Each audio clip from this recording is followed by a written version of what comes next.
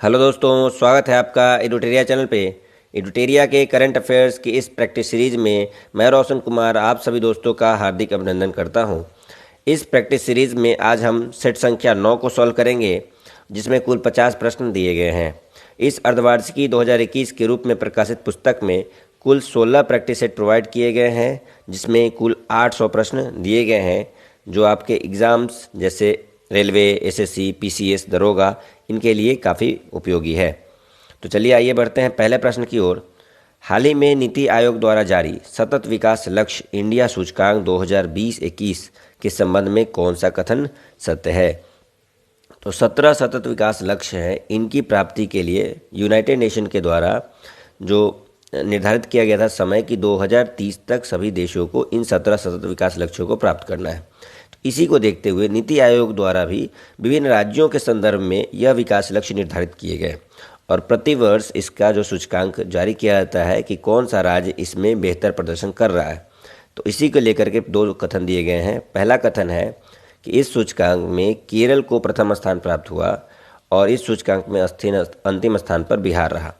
तो दोस्तों, दोनों के दोनों कथन सत्य है। केरल जो है सतत विकास लक्ष्य इंडिया सूचकांक में पहले स्थान पर है और अंतिम स्थान पर बिहार राज्य है।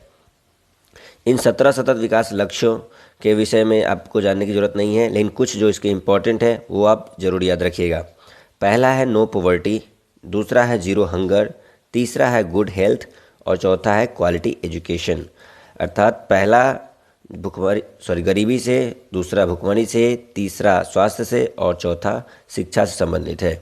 इन चारों को आप ज़रूर याद रखिएगा क्योंकि एग्ज़ाम में कई बार पूछ लिए जाते हैं। अब आपको थोड़ा सा नीति आयोग के बारे में बता देते हैं। नीति आयोग एक थिंक टैंक के रूप में कार्य करता है, जिसकी स्थापना जो है योजना आयोग के स्थान पर वर्ष 2015 में की गई थी। वर्तमान में इसके जो सीईओ हैं वो अमिताभ कांत है और इसके अध्यक्ष जो है वो प्रधानमंत्री होते हैं। याद रखिएगा आप कि नीति आयोग का जो फुल फॉर्म है national institution for transforming India है। चलिए आगे बढ़ते हैं।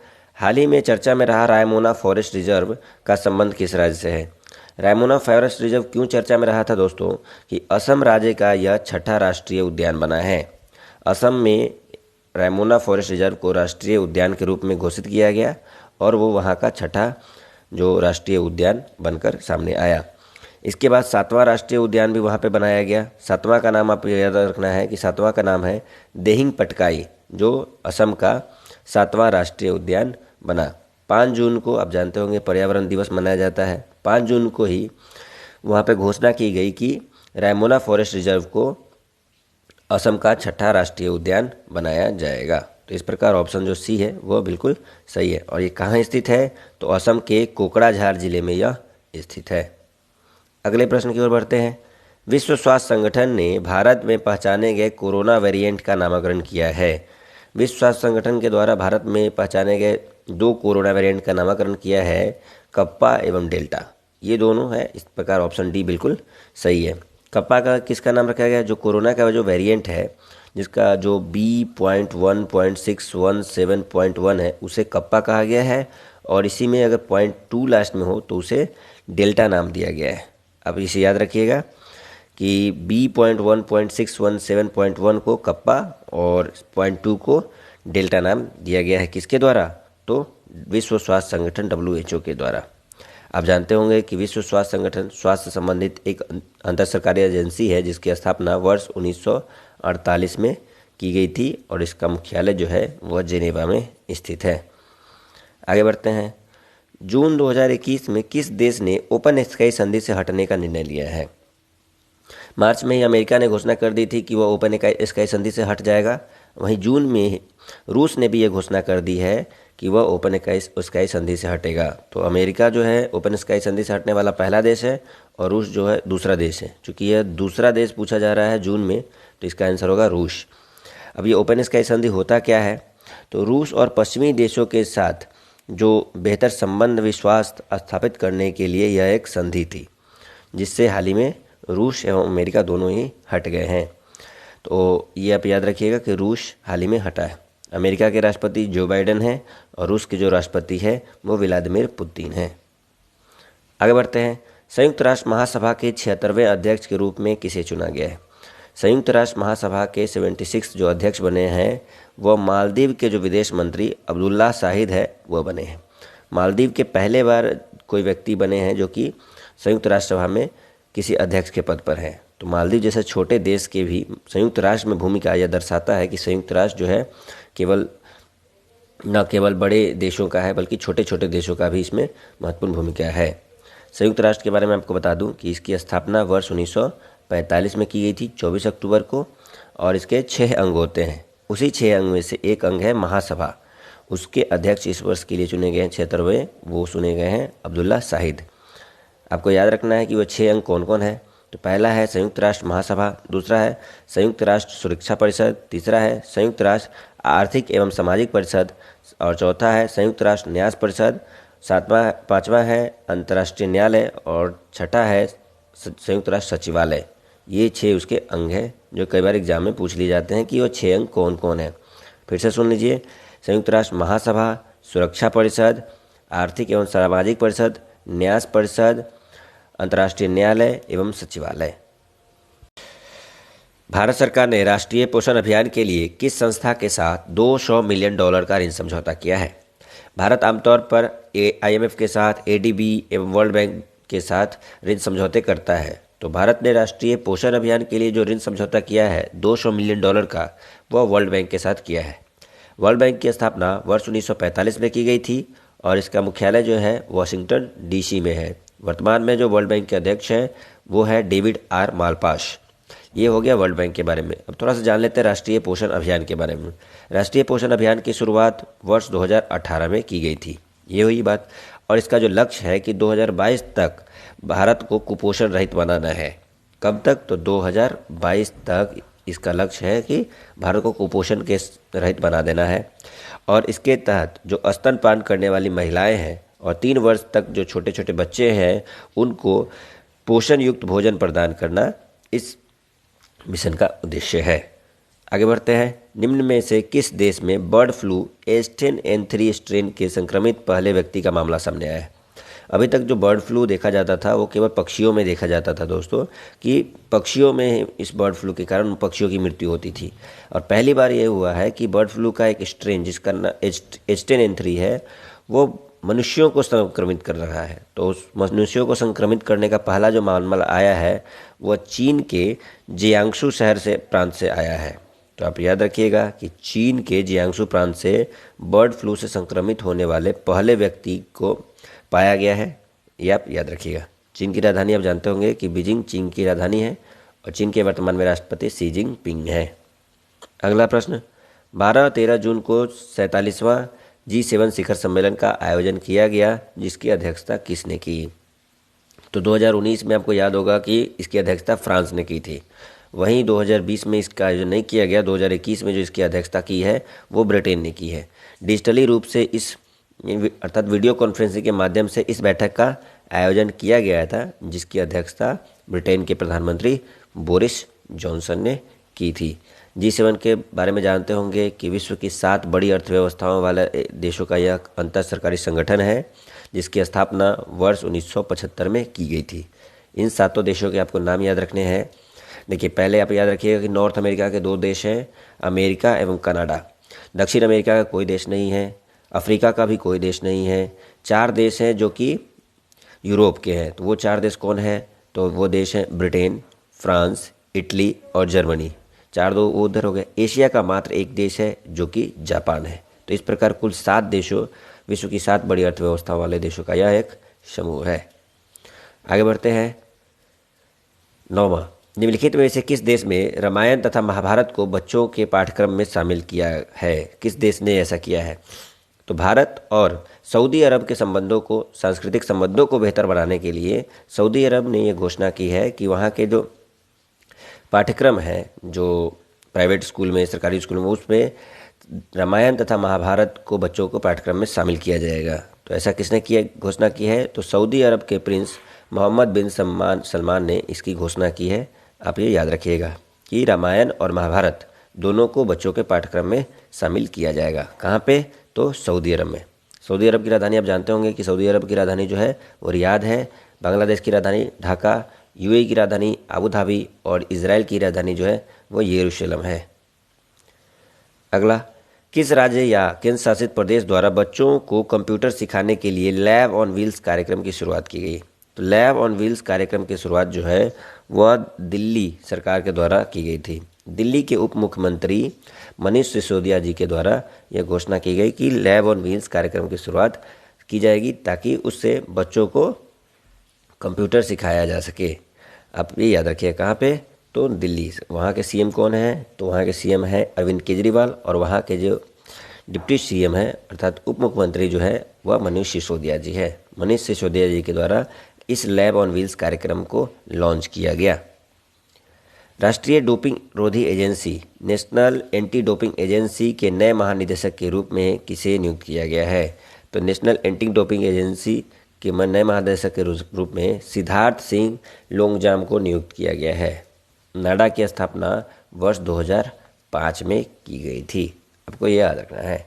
अगला, हाल ही में प्रकाशित पुस्तक believe what life and cricket taught me किसकी आत्मकथा है? तो ये भारत के दिग्गज क्रिकेटर लेफ्ट हैंडेड बैट्समैन जो है सुरेश रैना, उनकी एक आत्मकथा है जिसका नाम है believe what life and cricket taught me, यानी बिलीव क्या मुझे जीवन और क्रिकेट ने सिखाया है। बार्सिलोना ओपन 2021 टेनिस टूर्नामेंट का खिताब किसने जीता? बार्सिलोना ओपन 2021 टेनिस टूर्नामेंट का जो खिताब है वो स्पेन के खिलाड़ी राफेल नडाल ने जीता। तो आप याद रखिएगा कि बार्सिलोना जो ओपन है यह 68वां था और इसको किसने जीता है? तो राफेल नडाल ने। और राफेल नडाल का यह कौन सा है? तो व्यक्तिगत रूप से 12वां है। इस 68 में से इन्होंने 12 खिताब अपने नाम किए हैं। राफेल नडाल कहाँ के खिलाड़ी है? तो स्पेन के खिलाड़ी है, जो काफ़ी बार पूछ लिया जाता है। वहीं नोवाक जोकोविच जो वर्तमान में विश्व के नंबर 1 टेनिस प्लेयर बने हुए हैं वो सर्बिया देश के खिलाड़ी है। आगे बढ़ते हैं।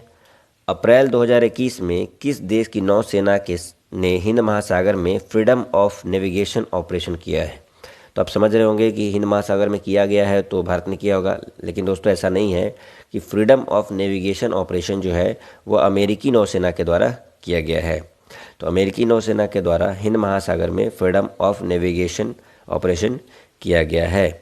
तो इस दौरान जो ये ऑपरेशन अमेरिका के द्वारा किया जा रहा था, उस दौरान जो अमेरिका की नौसेना का एक युद्धपोत जो है भारत के विशेष आर्थिक क्षेत्र में प्रवेश कर गया और भारत से बिना पूछे, तो इस तरीके से दोनों देशों के बीच में थोड़े से विवाद उत्पन्न हो गए थे। आगे बढ़ते हैं। हाल ही में 2 हरित ऊर्जा कुशल शहर बनाने वाला भारत का पहला राज्य कौन बन गया है? तो ये काफ़ी इंपॉर्टेंट है दोस्तों कि ऐसा पहली बार हुआ है कि 2 हरित ऊर्जा कुशल शहर बने जाएंगे। और कहाँ पे बनाया जाएगा? तो भारत के बिहार राज्य में। बिहार में बोध गया और राजगीर, दोनों नाम याद रखिए। बोध गया और राजगीर बिहार के 2 हरित ऊर्जा कुशल शहर हैं। 2023 से पहली अक्षय ऊर्जा परियोजना के माध्यम से सौर ऊर्जा ये प्राप्त कर पाएंगे। तो 2 हरित ऊर्जा कुशल शहर बनेंगे बिहार के, जिनका नाम है बोध गया और राजगीर। बोध गया कहाँ पे स्थित है दोस्तों? तो बोध गया जो है वो गया में स्थित है। और राजगीर कहाँ पे स्थित है दोस्तों? तो राजगीर नालंदा जो जिला है वहाँ पे स्थित है। किस राज्य की महिला क्रिकेट टीम ने लगातार 22 वनडे जीतकर वर्ल्ड रिकॉर्ड बनाया है? तो ऑस्ट्रेलियाई महिला जो क्रिकेट टीम है उसने लगातार 22 वनडे जीतने का रिकॉर्ड बनाया है। तो ये काफ़ी इंपॉर्टेंट हो जाता है। आगे बढ़ते हैं। निम्नलिखित में से किस बैंक को India's best international bank 2021 award प्रदान किया गया? तो डीबीएस बैंक को इंडियाज़ बेस्ट इंटरनेशनल बैंक 2021 से सम्मानित किया गया। लगातार दूसरे वर्ष 30 घरेलू एवं अंतर्राष्ट्रीय बैंकों में डीबीएस बैंक पहले स्थान पर बना रहा, यानी कि 30 जो घरेलू और अंतर्राष्ट्रीय बैंक है उस सूची में पहले स्थान पर कौन बना रहा? तो डीबीएस बैंक बना रहा। फोर्ब्स द्वारा जारी India's best international bank 2000 award से डीबीएस बैंक को सम्मानित किया गया। आप यह याद रखिएगा। आगे बढ़ते हैं। एसएस अवार्ड 2021 में किसे sports woman of the decade award से सम्मानित किया गया? तो एसएस अवार्ड 2021 में एमसी मैरी कॉम को sports woman of the decade award से सम्मानित किया गया। यानी इस दशक की स्पोर्ट्स वुमेन कौन है ऑफ द डिकेड? तो वो एमसी मैरी कॉम है। 6 बार की मुक्केबाजी में विश्व चैंपियन रही एमसी मैरी कॉम को यह सम्मान दिया गया और उन्हें सुपर मॉम के नाम से भी जाना जाता है। तो आप ये याद रखिए कि MC मैरी कॉम जो 6 बार की विश्व चैंपियन है और उन्हें सुपर मॉम के नाम से भी जाना जाता है। विश्व प्रेस स्वतंत्रता दिवस 2021 का थीम क्या था? विश्व प्रेस स्वतंत्रता दिवस प्रतिवर्ष जो है वह 3 मई को मनाया जाता है। पहले आप ये याद रखिएगा कि प्रतिवर्ष कब मनाया जाता है विश्व प्रेस स्वतंत्रता दिवस, तो 3 मई को। और 2021 में इसका जो थीम था वह था information as a public good. Information as a public good theme के साथ विश्व प्रेस स्वतंत्रता दिवस 2021 मनाया गया। आपको प्रेस से स्वतंत्रता संबंधित एक सूचकांक भी जारी किया जाता है, विश्व प्रेस स्वतंत्रता सूचकांक। इस सूचकांक में जो है भारत को जो स्थान मिला है वह मिला है 142 और प्रथम स्थान पर नॉर्वे है। ये भी आप याद रखिएगा क्योंकि एग्जाम की दृष्टि से काफ़ी महत्वपूर्ण है कि विश्व में प्रेस स्वतंत्रता, किस देश में प्रेस कितना स्वतंत्र है, उस सूची में नॉर्वे पहले स्थान पर है और भारत का स्थान जो है 142वां है। अगला प्रश्न देखते हैं, हाल ही में किस देश ने भारत को P-8I पेट्रोल विमान की बिक्री की मंजूरी दी है? तो भारत और अमेरिका के द्वारा कॉमकासा समझौता किया गया था, जिसके तहत अमेरिका ने भारत को P-8I पेट्रोल विमान है उसकी बिक्री की मंजूरी दी है। तो आप याद रखिएगा कि भारत को अमेरिका 6 टोटल P-8I पेट्रोल विमान देगा और उससे संबंधित उपकरण भी बेचेगा। अगले प्रश्न की ओर बढ़ते हैं। प्रश्न है, हाल ही में विश्व का प्रथम देश कौन बना जिसने सड़कों पर कम गति वाली ड्राइवरलेस कारों को चलाने की अनुमति दी है? तो सड़कों पर पहली बार ड्राइवरलेस कारें चलाई जाएंगी तो वो किस देश में चलाई जाएंगी? तो ब्रिटेन में चलाई जाएगी। ब्रिटेन के प्रधानमंत्री ने जो बोरिस जॉनसन है उनके द्वारा यह घोषणा की गई कि सड़कों पर कम गति की ड्राइवरलेस कारें चलाई जाएंगी। तो हाल ही में एक और वहाँ पर परीक्षण चलाया जा रहा है कि जो सड़क पर जो ड्राइवरलेस बसों की भी शुरू की जाए, कि ड्राइवरलेस बस भी शुरू की जाए, इसका परीक्षण अभी चल रहा है। ब्रिटेन के प्रधानमंत्री कौन है? तो बोरिस जॉनसन है। अगला प्रश्न है, क्लैप स्वच्छता अभियान हाल ही में किस राज्य सरकार के द्वारा प्रारंभ किया गया? क्लैप नामक एक स्वच्छता अभियान है जिसका फुल फॉर्म है क्लीन आंध्र प्रदेश। तो आप समझ गए होंगे कि इसे किस सरकार के द्वारा शुरू किया गया है। तो आंध्र प्रदेश के मुख्यमंत्री जगनमोहन रेड्डी जी के द्वारा क्लैप नामक एक स्वच्छता अभियान शुरू किया गया है, जिसका मूल उद्देश्य यह है कि गाँवों को साफ रखना। इसके लिए 1000 दिनों का स्वच्छता अभियान शुरू किया गया है, जो कि 1 मई से शुरू किया गया है। 1 मई से इसकी शुरुआत की गई है और यह 1000 डेज़ का एक स्वच्छता अभियान होगा, जिसका मूल उद्देश्य होगा कि गाँवों को स्वच्छ रखा। ये किस सरकार के द्वारा शुरू किया गया है? तो क्लैप नामक स्वच्छता अभियान जो है आंध्र प्रदेश सरकार के द्वारा शुरू किया गया है।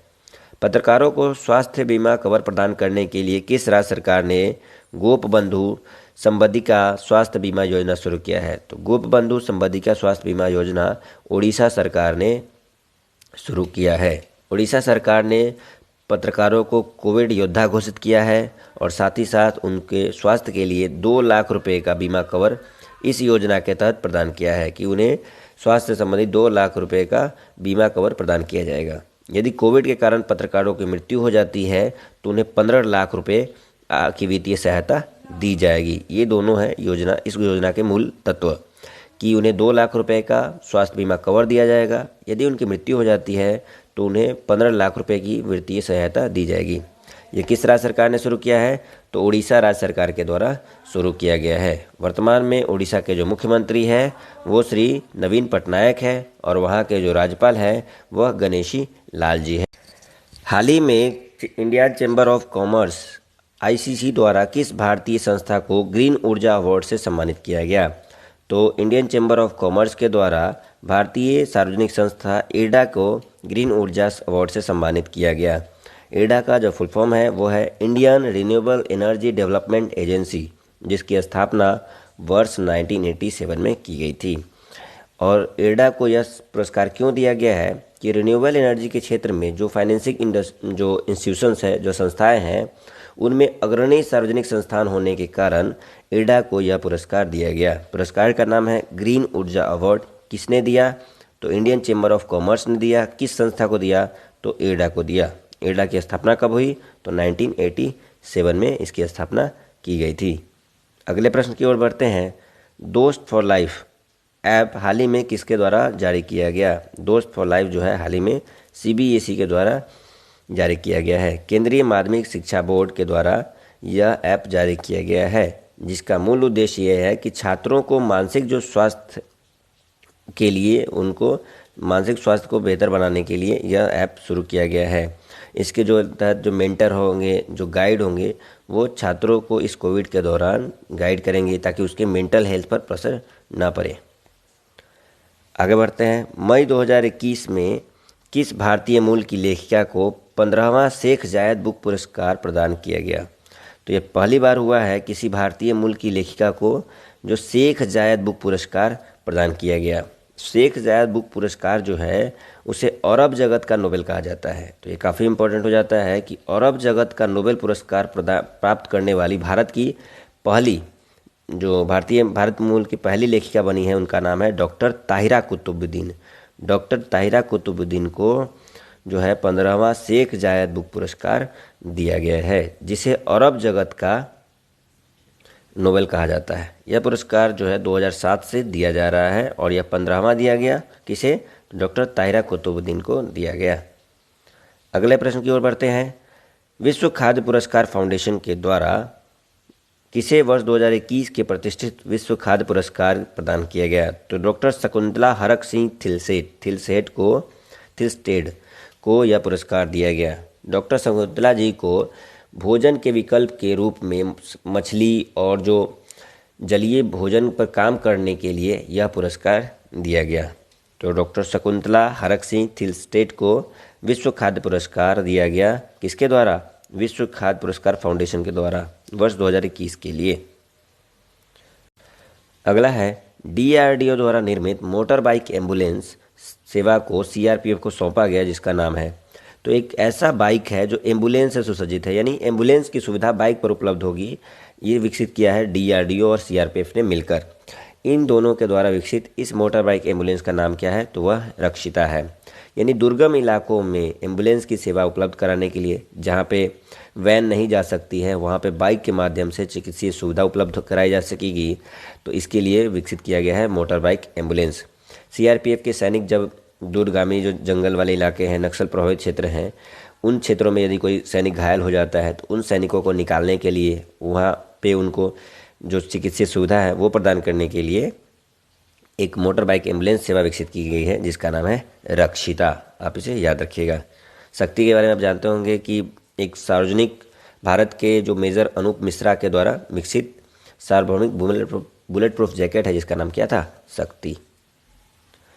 अंटार्कटिका के लिए भारत का 40वां वैज्ञानिक अभियान किस तट द्वारा रवाना किया गया? तो अंटार्कटिका के लिए भारत का 40वां वैज्ञानिक अभियान है, जिसे गोवा के मारामा गोवा तट से रवाना किया गया, जिसमें 43 व्यक्ति शामिल थे। अगला है 23 जनवरी 2021 को नेताजी सुभाष चंद्र बोस जी की कौन सी जयंती मनाई गई? तो 23 जनवरी 2021 को नेताजी सुभाष चंद्र बोस जी को 125वीं जयंती मनाई गई थी। इसी जयंती के अवसर पर नेताजी सुभाष चंद्र बोस जी की जयंती को प्रतिवर्ष पराक्रम दिवस के रूप में मनाने की घोषणा जो है भारत के केंद्रीय मंत्री, जो संस्कृति मंत्री थे, उनके द्वारा घोषणा की गई थी। उस समय प्रहलाद सिंह पटेल थे जो संस्कृति मंत्री थे। वर्तमान में जी किशन रेड्डी जो हैं वो भारत के संस्कृति मंत्री हैं। तो सिंपल सा आप याद रखिए, सांस्कृतिक मंत्रालय के द्वारा 23 जनवरी 2021 के बाद प्रतिवर्ष जो है 23 जनवरी को पराक्रम दिवस मनाने के रूप में घोषणा की गई है। और इस वर्ष कौन सी जयंती थी उनकी? तो 125वीं जयंती थी। आगे बढ़ते हैं। राज्य को कुपोषण से मुक्त करने के लिए किस राज्य सरकार ने समर अभियान की शुरुआत की है? समर अभियान की शुरुआत हाल ही में किस राज्य सरकार ने की है? तो ये झारखंड राज्य सरकार ने की है। झारखंड राज्य सरकार के जो मुख्यमंत्री हैं वो हेमंत सोरेन हैं और वहाँ के जो गवर्नर हैं वो द्रौपदी मुर्मू हैं। तो राज्य सरकार ने राज्य को कुपोषण से मुक्त करने के लिए इस अभियान की शुरुआत की है। अगला प्रश्न है, मार्च 2021 में जारी वर्ल्ड हैप्पीनेस इंडेक्स विश्व जो खुशहाली सूचकांक के संबंध में कौन सा कथन सत्य है? इसमें प्रथम स्थान फिनलैंड को प्राप्त हुआ, यह भी सही है। इसमें भारत का स्थान 139वां रहा, यह भी सही है। 2020 में भारत का स्थान 144वां था, यह भी सही है। इस प्रकार ऑप्शन जो डी है वो बिल्कुल सही है। विश्व खुशहाली सूचकांक वर्ल्ड हैप्पीनेस इंडेक्स जो है United nation sustainable development solution network के द्वारा जारी किया जाता है और लगातार 4 सालों से जो है फिनलैंड इसमें प्रथम स्थान पर बना हुआ है और भारत का इस वर्ष जो स्थान है वह 139वां है। सेकंड रैंक जो है वह डेनमार्क को प्राप्त हुआ है। तो आप ये भी याद रखिएगा, फर्स्ट रैंक जो है फिनलैंड, सेकंड रैंक जो डेनमार्क है और भारत का स्थान 139वां है। IPL 2021 की प्रायोजक कंपनी कौन बनी है? तो IPL 2021 की जो प्रायोजक कंपनी है वह चाइना की कंपनी वीवो है। वीवो को 2023 तक के लिए IPL का प्रायोजक कंपनी बनाया गया है और उसने नीलामी में अपनी प्रायोजक कंपनी के रूप में भागीदारी सुनिश्चित की। आगे बढ़ते हैं। 2021 में हुए विधानसभा चुनाव के संबंध में निम्नलिखित में से कौन सुमेलित है? हाल ही में 2021 में विभिन्न राज्यों में और केंद्र शासित प्रदेशों में चुनाव हुए जहां पे मुख्यमंत्रियों को नियुक्त किया गया। तो पी विजयन जो है केरल के मुख्यमंत्री बने, ये भी सही है। एन रंगास्वामी पुदुचेरी के मुख्यमंत्री बने, ये भी सही है। MK स्टालिन तमिलनाडु के मुख्यमंत्री बने, ये भी सही है। सर्बानंद सोनोवाल जो है इस बार जो है असम के मुख्यमंत्री नहीं बने। इससे पहले वो असम के मुख्यमंत्री थे, लेकिन इस बार विधानसभा चुनाव में असम के नए मुख्यमंत्री के रूप में नियुक्त किया गया है हिमंत विश्व शर्मा को। तो हिमंत विश्व शर्मा जो है वह वर्तमान में असम के मुख्यमंत्री है। आगे बढ़ते हैं। प्रश्न संख्या 35। असम के प्रसिद्ध लाल चावल के निर्यात की पहली खेप किस देश में भेजी गई? तो असम में ब्रह्मपुत्र घाटी में इस लाल चावल को उगाया जाता है। यह लाल चावल काफ़ी महत्वपूर्ण इसलिए है क्योंकि यह लाल चावल बिना किसी रासायनिक तत्वों के प्रयोग करके उसे उगाया जाता है और यह आयरन से भरपूर है, इसीलिए यह काफ़ी महत्वपूर्ण है। और पहली खेप जो इसे भेजी गई है वह संयुक्त राज्य अमेरिका USA को भेजी गई है। तो असम के ब्रह्मपुत्र घाटी में उत्पादन की जाने वाली लाल चावल जो कि आयरन से भरपूर है, इसके पहली जो निर्यात है वो अमेरिका को किया गया है। आगे बढ़ते हैं। हाल ही में उत्तराखंड के किस शहर में ग्लेशियर टूटने की घटना के कारण 100 से अधिक लोग लापता हो गए तथा भारी मात्रा में क्षति हुई? आपने काफ़ी सुना होगा कि काफ़ी न्यूज़ में रहा था ये कि उत्तराखंड के चमोली में ग्लेशियर टूटे, जिस कारण जो ऋषि गंगा और धौली गंगा नदी हैं उनमें बाढ़ आ गई और अचानक आई बाढ़ के कारण लगभग 100 से अधिक लोग लापता हो गए, बाढ़ में बह गए। तो काफ़ी लोग की इसमें जान माल की क्षति भी हुई। तो इसलिए यह इम्पोर्टेंट हो जाता है कि उत्तराखंड के चमोली में आए एक ग्लेशियर के टूटने से बाढ़ आया और उसमें 100 से अधिक लोग को मारे जाने की खबर भी आई थी। और इसमें 2 नदियों में बाढ़ आई थी, दोनों का नाम याद रखिएगा, ऋषि गंगा और धौली गंगा। धौली गंगा पर जो निर्मित तपोवन विष्णु घाट परियोजना थी वह प्रभावित हो गई और ऋषि गंगा पर ऋषि गंगा परियोजना थी वो भी प्रभावित हो गई थी। FAO द्वारा किस शहर को 2020 ट्री सिटी, यहाँ पर ट्री छूट गया दोस्तों, tree city of the world के रूप में मान्यता दी गई? तो 2020 tree city of the world के रूप में मान्यता दी गई हैदराबाद शहर को। तेलंगाना की राजधानी हैदराबाद को FAO के द्वारा वर्ष 2020 tree city of the world के रूप में घोषित किया गया। तो यह याद रखिएगा। ऐसा क्यों किया गया था? क्योंकि शहरी क्षेत्रों के वनों के संरक्षण में हैदराबाद का जो प्रयास था वो काफ़ी अग्रणी था, इसलिए FAO के द्वारा इसकी घोषणा की गई कि हैदराबाद को tree city of the world घोषित किया जाएगा। आगे बढ़ते हैं। FAO के बारे में आप जान लीजिए कि इसका मुख्यालय जो है रोम में है और इसकी स्थापना वर्ष 1945 में की गई थी। आगे बढ़ते हैं। एंगोजी ओंकोजो इवेला, इनका नाम अब थोड़ा सा आपको अलग लग रहा होगा कि एंगोजी ओंकोजो इवेला को WTO के नए प्रमुख के रूप में नियुक्त किया गया है। उनका संबंध किस देश से है? तो एंगोजो ओंकोजे इवेला को WTO वर्ल्ड ट्रेड ऑर्गेनाइजेशन के नए प्रमुख के रूप में नियुक्त किया गया है। उनका संबंध जो है वह नाइजीरिया से है, यह आप याद रखिएगा। नाइजीरिया के पूर्व विदेश मंत्री एवं वित्त मंत्री रह चुके हैं एंगोजी ओंकोजो इवेला।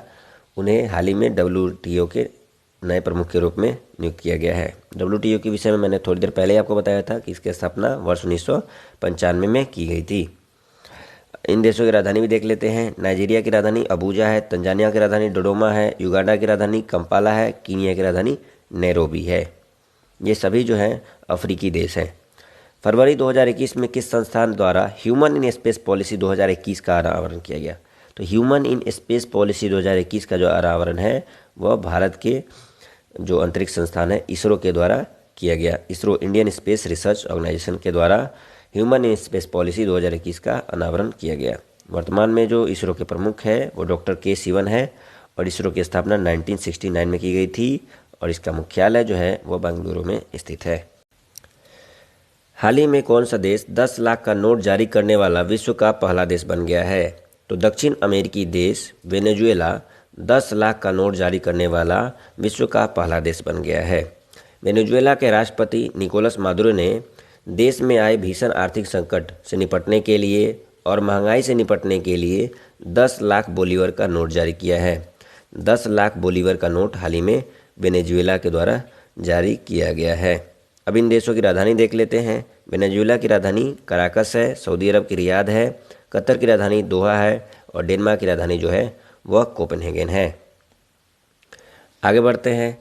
अंतर्राष्ट्रीय ओलंपिक समिति के अध्यक्ष के रूप में किसे नियुक्त किया गया है? तो अंतर्राष्ट्रीय ओलंपिक समिति IOC इंटरनेशनल ओलंपिक कमीशन के अध्यक्ष के रूप में हाल ही में नियुक्त किया गया है थॉमस वाक को। दोस्तों यहाँ चौ लिखा गया, यहाँ पे क याद रखिए। थॉमस वाक को हाल ही में नियुक्त किया गया है। इन्हें 4 साल के लिए अंतर्राष्ट्रीय ओलंपिक समिति का अध्यक्ष नियुक्त किया गया है। और इस वर्ष जो 2021 में, हालांकि 2020 में ही ओलंपिक होने वाले थे, लेकिन कोविड के कारण 2021 में ओलंपिक का जो आयोजन किया गया वह टोक्यो जापान में किया गया। अगला 2024 जो आयोजन किया जाएगा वह पेरिस फ्रांस में किया जाएगा। कोविड-19 के मरीजों की अनुपस्थिति के बाद देश का पहला कोविड मुक्त राज्य या केंद्र शासित प्रदेश कौन बन गया? तो अंडमान निकोबार द्वीप समूह पहला केंद्र शासित प्रदेश या राज्य, दोनों में अगर देखा जाए तो पहला ऐसा क्षेत्र बना अंडमान निकोबार द्वीप समूह जो कि कोविड मुक्त हो गया है। वहाँ पे कोविड का एक भी मरीज नहीं है। वहीं गोवा को देखें तो पहला राज्य बना है। दोस्तों अंडमान निकोबार द्वीप समूह जो राज्य एवं केंद्र शासित प्रदेश दोनों में पहला है, और राज्यों की बात करें तो राज्यों में गोवा पहला ऐसा राज्य है जो कोविड मुक्त बन गया है। वहाँ पे एक भी मरीज नहीं है। आगे बढ़ते हैं। हाल ही में वह पहला अफ्रीकी देश कौन बना जिसके साथ भारत ने व्यापक आर्थिक सहयोग और भागीदारी समझौता किया है? तो अफ्रीका का देश मॉरिशस जो है वह पहला अफ्रीकी देश बना जिसके साथ भारत ने व्यापक आर्थिक सहयोग और भागीदारी समझौता किया है। तो CECPA समझौता हाल ही में भारत ने मॉरिशस के साथ किया है। इसका फुल फॉर्म है comprehensive economic cooperation and partnership agreement, CECPA। यह समझौता करने वाला मॉरिशस पहला अफ्रीकी देश है जिसने भारत के साथ ये समझौता किया है। दोनों के देशों की आर्थिक वृद्धि के लिए और व्यापार को वृद्धि करने के लिए ऐसा किया गया। मॉरिशस की राजधानी आप जानते होंगे पोर्ट लुइस है, केन्या की राजधानी नैरोबी है, नाइजीरिया की राजधानी जो है वो अबूजा है और मेडागास्कर की राजधानी जो है एंटानारिवो है। हाल ही में किस देश की अध्यक्षता में बिम्स्टेक सदस्य देशों के विदेश मंत्रियों की 17वीं बैठक वर्चुअल रूप से आयोजित की गई? कोविड के कारण जो है बिम्स्टेक के विदेश मंत्रियों की बैठक वर्चुअल रूप से आयोजित की गई और इसका आयोजन जो है वह श्रीलंका की अध्यक्षता में की गई थी। श्रीलंका की अध्यक्षता में इस वर्ष बिम्स्टेक का आयोजन किया जाना था, तो वहीं उनके विदेश मंत्रियों की जो बैठक हुई उसकी अध्यक्षता भी श्रीलंका ने ही की। बिम्स्टेक के बारे में जान लेते हैं। बिम्स्टेक 7 देशों का एक समूह है जिसमें बे ऑफ बंगाल के आसपास के जो देश है वो उसमें सम्मिलित है। वो 7 देश कौन कौन है आप याद रखिए। भारत है, श्रीलंका है, बांग्लादेश है, नेपाल है, भूटान है, म्यांमार है एवं थाईलैंड है। ये 7 देश हैं। इन 7 देशों जो बे ऑफ बंगाल के आसपास हैं उनके आर्थिक विकास के लिए, सामाजिक प्रगति को बढ़ावा देने के लिए इस संस्था की स्थापना वर्ष 1997 में की गई थी। इन सभी बातों को आप याद रखिएगा। प्रश्न संख्या 45 की ओर बढ़ते हैं। प्रश्न संख्या 45 है, हाल ही में किस मंत्रालय के द्वारा आभासी रूप से ई शांता का उद्घाटन किया गया? ई शांता का उद्घाटन जो है केंद्रीय वाणिज्य एवं उद्योग मंत्रालय के द्वारा किया गया। वर्तमान में केंद्रीय वाणिज्य मंत्री जो है वह पीयूष गोयल है। उस समय भी वही पीयूष गोयल ही थे, उनके द्वारा ही आभासी रूप से ई शांता का उद्घाटन किया गया। इसका मूल उद्देश्य था जो एक्वा जो किसान है, जो जल से संबंधित किसान है और जो खरीदार है, उन दोनों को जोड़ना और उनके लिए एक साझा मंच प्रदान करना इस ई शांता का उद्घाटन करने का मूल उद्देश्य था। किसके द्वारा किया गया? तो केंद्रीय वाणिज्य और उद्योग मंत्री पीयूष गोयल जी के द्वारा किया गया। उपराष्ट्रपति M वेंकैया नायडू ने किस राज्य के राज्यपाल विश्वभूषण हरिचंद्रन को कलिंग रत्न पुरस्कार 2021 प्रदान किया गया? तो आंध्र प्रदेश के उपराज्यपाल विश्वभूषण हरिचंदन जी को कलिंग रत्न पुरस्कार 2021 से सम्मानित किया गया। साहित्य क्षेत्र में उनके योगदान के लिए यह पुरस्कार उन्हें दिया गया उपराष्ट्रपति M वेंकैया नायडू के द्वारा।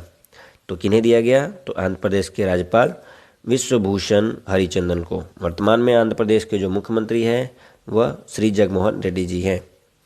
देश के 24वें मुख्य निर्वाचन आयुक्त के रूप में किसे नियुक्त किया गया है?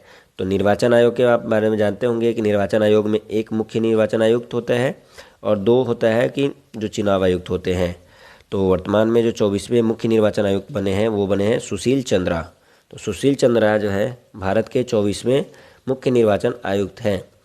और दो अन्य जो निर्वाचन आयुक्त हैं उनका नाम है राजीव कुमार और दूसरे का नाम है अनूप चंद्र पांडे। ये दो जो हैं वो निर्वाचन आयुक्त हैं। निर्वाचन आयोग की स्थापना 25 जनवरी 1950 को की गई थी। आप इसे याद रखिएगा। अगला प्रश्न है, समुद्री खरपतवार पार्क भारत के किस राज्य में बनाने की घोषणा की गई है? तो तमिलनाडु में जो है समुद्री खरपतवार पार्क की स्थापना की जाएगी। यह पार्क होगा जो बहुउद्देशीय होगा, जिसका मूल उद्देश्य होगा कि किसानों की आय को बढ़ाना, रोजगार का सृजन करना और साथ ही साथ जो समुद्री घास की खेती है उसको बढ़ावा देना। इन उद्देश्यों के साथ जो है भारत में समुद्री खरपतवार जो पार्क है वो तमिलनाडु में स्थापित किया जाएगा। आगे बढ़ते हैं। बजट 2021-22 के किस उपकर की घोषणा की गई है? बजट 2021-22 में तो कृषि बुनियादी अवसंरचना व विकास उपकर की घोषणा की गई है बजट 2021-22 में। वर्ष 2021-22 का जो बजट है वो वित्त मंत्री श्रीमती निर्मला सीतारमण जी के द्वारा पेश किया गया था। विश्व स्नूकर चैंपियनशिप 2021 का खिताब किसने जीता? तो विश्व स्नूकर चैंपियनशिप 2021 का जो आयोजन है वो इंग्लैंड के शेफील्ड में किया गया था, जिसे मार्क सेल्बी ने जीत लिया। मार्क सेल्बी ने शॉन मर्फी को हरा करके अपना चौथा यह टाइटल अपने नाम किया।